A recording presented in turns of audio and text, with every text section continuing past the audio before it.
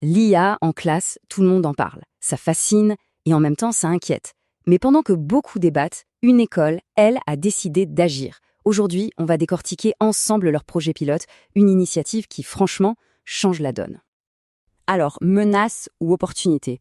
C'est la grande question que tout le monde se pose dans le milieu de l'éducation. Faut-il l'interdire, l'encadrer, faire comme si ça n'existait pas? Sauf que, cette question, elle n'est plus du tout théorique. La réalité du terrain, en fait, c'est ça. L'IA, elle est déjà là, dans la poche de chaque élève.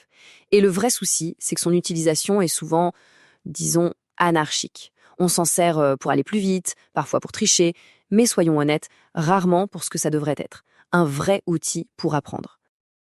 Alors face à ça, pas question de rester les bras croisés. Une école a donc décidé de passer à l'action. Fini de subir, on agit. L'idée est simple mais hyper puissante. On reprend la main et on transforme ce défi en une véritable opportunité pédagogique. Et cette phrase, franchement, elle résume tout. Le but du jeu, ce n'est pas de se battre contre l'IA, c'est de la dompter en quelque sorte pour en faire un vrai levier de réussite pour les jeunes. Bon, alors comment on passe de la belle idée à l'action? Eh bien, en se lançant dans une expérimentation ultra concrète, la classe pilote IA. Et là, pas de discussion dans le vide, on met les mains dans le cambouis. Et c'est là que ça devient super intéressant. Le choix des premiers participants. On aurait pu s'attendre à une filière très high-tech, mais pas du tout. Ce sont des apprentis menuisiers. Un métier de tradition face à une technologie de pointe. Et c'est justement ce choc des mondes qui fait toute la force du projet. Alors, pourquoi eux? Eh bien, ce n'est pas un hasard. C'est un groupe d'adultes, souvent en reconversion, donc ils sont particulièrement motivés, et surtout, ils ont déjà une certaine maturité, un recul critique. Bref, le groupe parfait pour tester une innovation pareille, pour essuyer les plâtres, comme on dit. Bon, alors concrètement, comment ça se passe? L'idée de base, elle est vraiment maligne. Attention, ce n'est pas un cours d'IA en plus dans l'emploi du temps, non. C'est l'IA qui vient s'intégrer dans les cours qui existent déjà.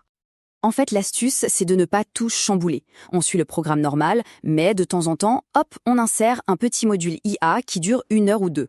Pendant ce temps-là, l'IA devient une sorte d'assistant pour réaliser une tâche précise du cours. Franchement, c'est bien pensé. Et on ne parle pas de trucs abstraits. Ces modules, ils servent à des choses très concrètes.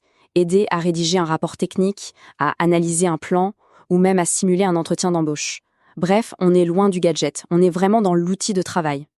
Et ça, c'est un point super important. Chacun a son rôle. L'IA, ce n'est que l'assistant. Un simple outil au service de la mission du jour. Parce que le vrai pilote, le maître du jeu si on veut, ça reste le formateur. C'est lui qui donne le cap, qui accompagne et qui donne du sens. Mais au final, le but de tout ça, c'est quoi? Eh bien, l'idée, c'est d'avoir des bénéfices pour tout le monde. Que ce soit pour les apprentis ou pour les formateurs.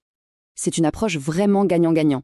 D'un côté, pour les apprentis, le but est double, apprendre à se servir de l'outil intelligemment et en même temps gagner en autonomie. Et de l'autre côté, pour les formateurs, c'est une occasion en or de se réinventer un peu, d'explorer de nouvelles façons d'enseigner. En fait, derrière tout ce projet, il y a une philosophie très claire sur la place de la technologie. L'idée, ce n'est pas de faire une révolution et de tout jeter par la fenêtre. Non, c'est de faire évoluer les choses, mais intelligemment. Et écoutez bien cette phrase parce qu'elle dit tout. On ne cherche pas à remplacer ce qui marche déjà, on cherche à enrichir, à ajouter une nouvelle corde à son arc, un nouvel outil pour aller encore plus loin. Et on arrive peut-être au point le plus important. Loin d'être une menace pour le prof, l'idée ici, c'est que l'IA, quand elle est bien utilisée, elle peut carrément renforcer son rôle. Pensez-y, si l'IA s'occupe de certaines tâches un peu basiques, ça libère du temps pour le formateur, du temps pour se concentrer sur l'essentiel, sur sa vraie valeur ajoutée, l'humain. Accompagner, guider, faire réfléchir, donner du sens à tout ça. Et bien sûr, préparer aux compétences dont on aura vraiment besoin demain. Alors, cette expérience menée avec des apprentis menuisiers, est-ce qu'elle nous montre une voie pour l'avenir? En réussissant à transformer l'IA qui peut faire peur en un véritable allié pédagogique, ce projet nous pose une sacrée question. Est-ce que c'est ça, le futur? Un futur où la technologie ne vient pas remplacer l'humain, mais plutôt augmenter ses capacités? La question, elle, reste ouverte.